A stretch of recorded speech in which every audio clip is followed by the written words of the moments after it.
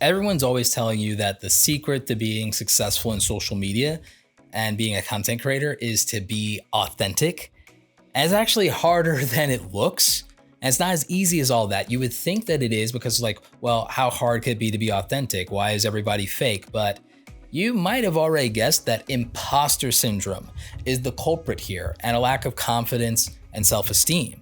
And that has less to do with being fake and more to do with why it's challenging to be vulnerable, to put yourself out there, and to reveal your authentic self. So let's talk about that, and let's talk about what you can do about it so that you can have an authentic connection with your audience and build trust and credibility with them. Let's get into it. Hey everybody, this is Roberto Blake helping you create something awesome today. Welcome back to the channel.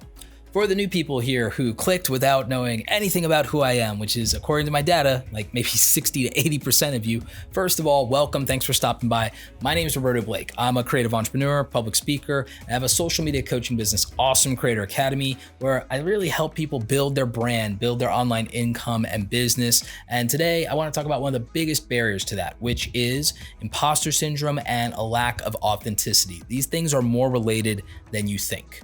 When I look back to my oldest content, and I've done like 1,300 plus videos on this channel alone, and I've done content in so many other platforms. I've done literally over 2,000 live streams. I've been doing this for like 6 years, guys. And I would look back on my oldest stuff, I cringe at how awkward and stiff it feels and the lack of my personality coming through, and just overall, the complete lack of confidence and no on-camera presence or energy whatsoever. It's really embarrassing.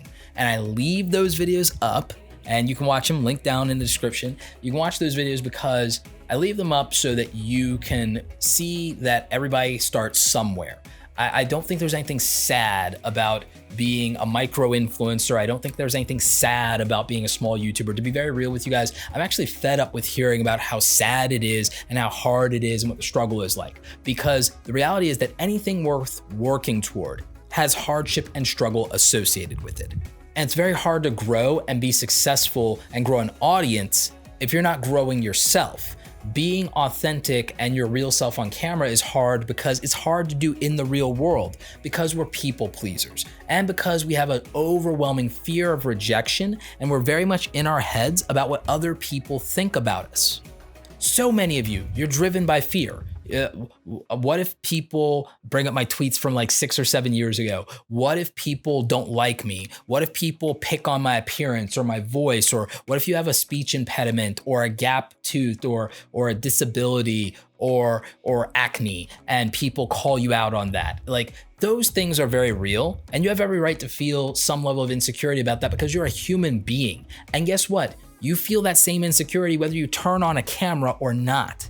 And so for a lot of people who are like, oh, be authentic, it's not that easy, because in real life, to be very real, a lot of you can't even be who you are and your authentic self in your own home. A lot of you can't do that at the job because of what other people's expectations are. A lot of you have a chip on your shoulder because you didn't go to the good school, or because, today's lunch that everybody's being fancy with is a real stretch for you in the budget, but you don't want to feel it's hard. It's embarrassing. It feels like you are less than.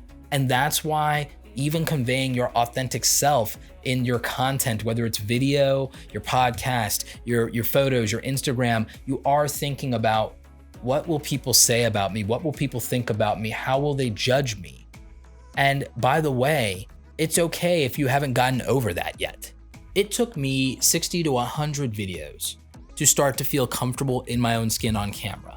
And that's why I leave a lot of those videos up, is because you need to see the growth. You need to see the progression. And it's not just me. Gary Vaynerchuk talks about the fact that his first 60 or 100 videos sucked too, when he did Wine Library TV. Fun fact, I've watched every single episode backlog of Wine Library TV. He's not wrong. There is a very huge gap between Gary in episode 30 versus Gary in episode 300. And I always try to encourage people to keep going, to put in the work. PewDiePie did 100 videos to get to 2,500 subscribers. Marquez Brownlee, MKBHD, somebody I had the pleasure of meeting and interviewing, one of my favorite content creators on this platform. He started 10 years ago, 14, in his parents' dining room, reviewing his mom's laptop or making videos to get advice on his golf swing and stuff like that. And he did 100 videos And in celebrating his 100 video milestone, you know how many subscribers he had? 74. How many does he have as of the making of this video? Over 7 million, plus a YouTube Red series. Everybody starts somewhere. Respect the journey, respect the hustle, and don't cry to me if you haven't made 100 videos yet. No one's entitled to an audience for their dress rehearsal. Nobody's entitled to an audience for their practice run. I mean, do you really feel like there was standing ovations and applause for people learning to play their first song on the violin? There wasn't. That concert pianist didn't have people cheering and clapping for them the first 3 times they ever put their fingers on the keys. That soccer player, that Olympic athlete, like nobody was there during the 10K mile runs and the sweat and the training montage to clap it up for them. And there's so many of you who are in social media. You're a streamer on Twitch, you're doing Instagram for the first time, you're doing YouTube for the first time, and you are getting in your own head about not having an audience when the reality is you haven't even figured out how to be comfortable in doing this yet. You haven't learned to live with it yet. And the thing is, an audience sometimes, and the scrutiny of having an audience can actually make it scarier to put yourself out there and to pull back the layers, because if you have to meet other people's expectations, how are you going to be authentic? That's why I try to stress, for those of you who are trying to build yourself up in social media, I stress that the first year isn't about growth of an audience. The first year is growth as a person. Growth as a person, building up your confidence and your self-esteem. Now, a lot of you will say and defend it and say, well, Roberto, I would have more confidence if I had an audience.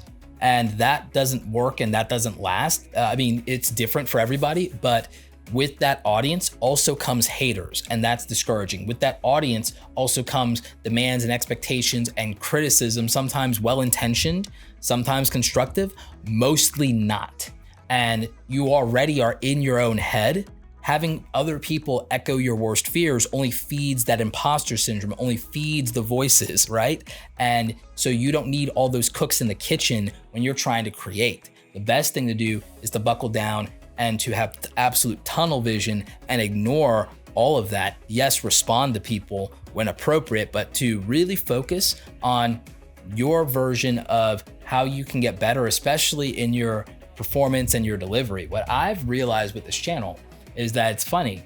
If I do cinematic content, that doesn't really work on this channel. And even though people like it or are impressed with how I can do it or how I edit or how I shot the stuff, like it doesn't get any more views. What gets more views is speaking my truths. When I speak my truths, when I do rant videos, I get the most watch time, the most subscribers, the most views on videos where I speak my truth or where I teach something that's very difficult for people to learn and to grasp. That's where I get the most traction with my content, not the cinematography. Now, there are channels that are known for that, but those are people who are passionate about that. You need to figure out in making content, whether it's on Instagram, YouTube, Twitch, Facebook, your podcast, you need to figure out what your truths are. You need to figure out what's authentic to you, and you need to find a way to get comfortable with yourself. And I genuinely believe the only real way to do all of that is repetition. Repetition, repetition, repetition.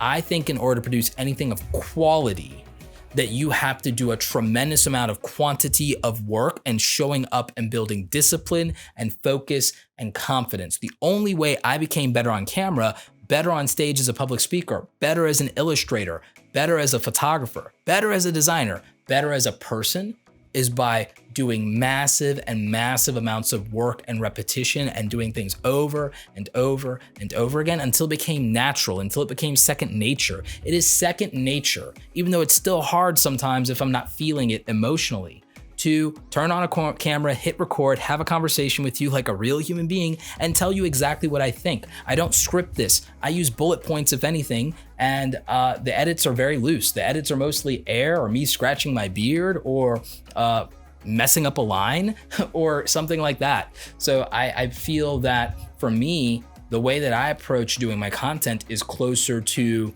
either having a real world conversation or doing a presentation or TED Talk. And I'm trying to get to a point to where my content is basically nothing but TED Talks, because I feel like that's what's best to my style. I feel I'm a natural lecturer, but that may not be who you are. If you keep trying to mimic other people, you're going to always feel like an imposter. You're going to always feel fake if you try to do it the way PewDiePie did it, if you try to do it the way Casey did it, if you try to do it the way Peter did it, if you try to do it the way Roberto did it, then maybe you're going to feel fake because you're not living your truth. Now, there are things that you can learn from emulating or mimicking things, but I think that's more a matter of setup and process than presentation. I don't think you should try and sound like or present like somebody else. You need to find your own rhythm. And you only do that by making more content. I only found things that worked and things I liked representing me in Instagram by posting a lot and seeing, do I like taking selfies or do I like having photos taken of me?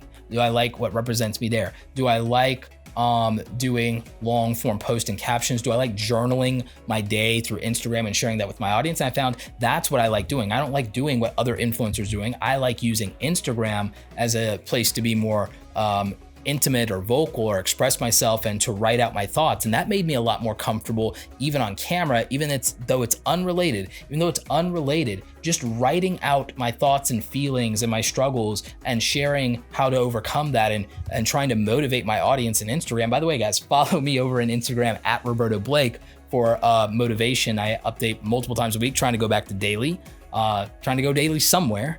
But yeah, I do that because it takes such a burden off me and a relief, and it gets the stuff out of my head, and then people relate to it, and then I'm able to better help them. And it's why I feel that my video content and my podcast is resonating with more people, because I'm being more open and being more vulnerable. But I had to work my way up to it. Even as confident as I present to you guys, I still have my things that I'm insecure about. It's still sometimes hard to, walk up to a woman or a girl that I think is interesting or attractive. Sometimes it's hard to walk up to people that I respect and admire in the space and tell them how much their work meant to me. I do it, but it doesn't mean it's not hard. Okay, guys, I do it in spite of the level of difficulty, but I had to work my way up to that. And I still feel like there's room and work for me to do.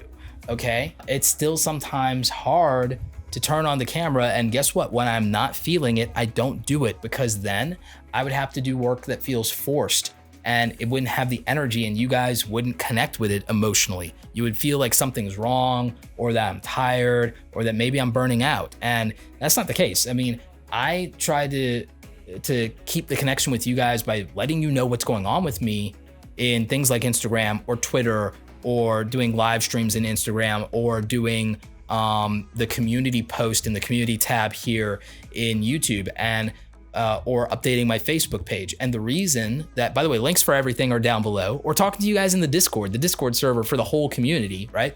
So links to everything are in the description. But the reason that I do that is because part of the authenticity conversation is building a real relationship with your audience. Because, to be honest with you, in the early days of doing my YouTube channel, I wasn't talking to other influencers. I was mostly talking to people in my community, and I was making actual friends online that at least had some understanding of what I was trying to do through my community and through my comments, and then hanging out with some of those people in Facebook groups and in Twitter and places like that, and making real relationships and bonds with people in the community. Even though as a content creator, they were looking up to me or looking to me or surprised that I was having a real conversation with them, it was that was keeping me motivated and grounded, because nobody around me was doing this kind of stuff. Nobody around me was doing online entrepreneurship or doing education content on the internet or blogging or any of it. So being able to talk to other people who at least get it meant something. And it made it easier to ask questions, or to ask them honestly, well, how's the content? Or you think I should do something different? Or, hey, I'm thinking of doing this. Is this a good idea? Or what do you think? And again, these weren't people who were peers just yet. They were just people in my audience, had been commenting and engaging, and that I started to feel respected what I was doing. And it helped me pull out more of my authentic self and be comfortable, because now I was making content with the realization that it's gonna be meaningful to Felipe or Alyssa or Jason, or Nikki, or any of these people. And so now it wasn't just a nebulous random person behind the lens. It was somebody that I knew was going to derive value and use this in their life. So if you want to be more authentic, if you want to feel like, you're not forcing it or creating a persona or faking it, then don't. We wear a mask in life, but we do that because we're afraid of rejection. We're afraid of being hated for who we actually are. And what you'll find, and what was surprising to me, was I came to YouTube with no expectations of having a large audience or any audience really beyond maybe a couple hundred people, or maybe if I was very fortunate, one day I would get to 10,000 people, and that's it. And I didn't expect that. I expected it would take much longer than it did. I got to 10,000 in about 11 months. In 2 years, 20,000, and then in year 3, 100,000. And I don't take it for granted. I feel very fortunate, but the reality is it only happened because I improved my confidence and I opened up and I showed my personality. It turned out that people liked me. I didn't believe that was true because of growing up in small towns where I was the weirdo, where I was the outcast, and where I had a handful of real friends. And it didn't occur to me that I was living in a bubble with my rejection, and that I might find acceptance outside of that local bubble. And maybe that's real for you. Maybe that's why you're on the internet. Maybe that's why you're in Twitter or Snapchat or Instagram or Twitch or here on YouTube, or why you start a podcast is maybe you're looking for those connections. And if you are looking for more connection, again, I invite you to hit up the Discord server. There's a lot of people there you could talk to and get to know. Great people in this community. And we put some mods in to just make it a good experience for everybody. I invite you to engage in the comment section. Just don't spam and try to self-promote. I invite you to do all of those things because I think it could help you start to figure yourself out if you can just talk to more people who you have things in common with. And I think if you put yourself out there and if you just make more content, you'll start to feel more authentic. As you put yourself out there, you'll feel comfortable and emboldened to reveal the layers of yourself, And I mean, that's what let me talk about things that mattered to me. And I thank you guys for taking the time and for letting me, have those conversations.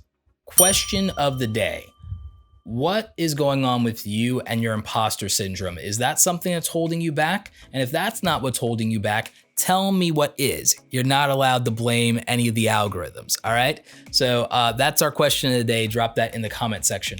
Also, if you just want to try to make better quality video content, I have a tool that I created. It's a course called The Formula for Awesome Videos. It's basically the guide that I made for a younger Roberto. If I could go back in time, like Back to the Future, Biff Tannen myself, give myself all the secrets of success. So for making better quality content, getting comfortable on camera, finding a process and a workflow, I made an entry-level course for people.